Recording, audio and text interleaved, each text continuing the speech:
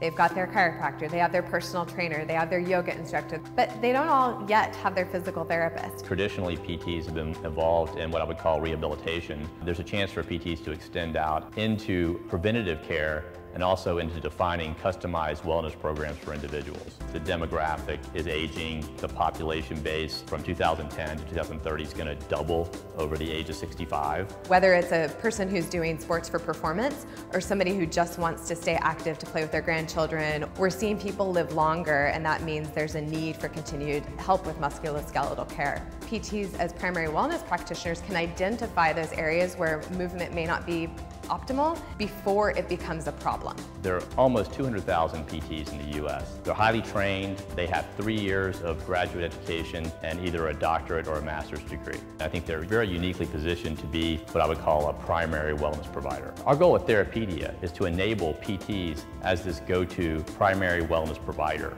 Therapydia.com is our online community. It offers state-of-the-art content and a place for PTs to collaborate, and ultimately a place for PTs to increase their social visibility. We also offer web-based services, particularly cloud-based software called ReferralJet, and then we have clinics that we're launching nationally.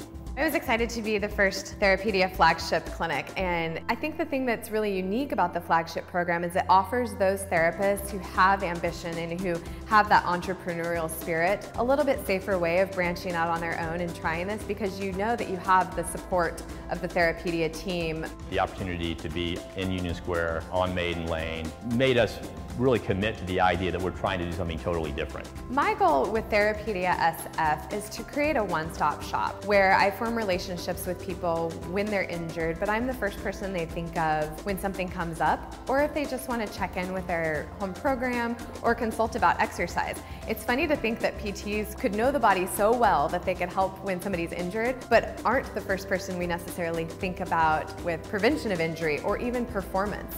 I have a lot of varied interest in things. RunRx is my version of a program of running analysis. It's a comprehensive run assessment that looks at biomechanics of gait in running. So as a runner myself, I understood the importance of knowing what my run form looked like and how that might relate to injury.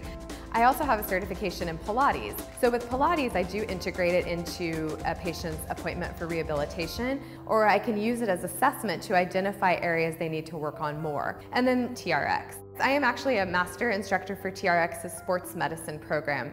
Currently, I use it mainly for regression of exercises, kind of scaling it across the lines from immediately post-injury to performance training. It's been eye-opening trying to revolutionize an industry that sort of hasn't had a lot of change lately. Watching something that's this slow moving but this big and trying to elevate the profession, I think if this crowd can reorient itself towards the bigger wellness market, that this can be a very successful endeavor and really change the practice. Just watching something grow out of nothing and thinking a year ago I was at my university-based job and thought that that's where I would retire. But there were things that were lacking. So the fact that I can actually do everything I want to do and then some has been really exciting, and I honestly can't believe I'm standing here today.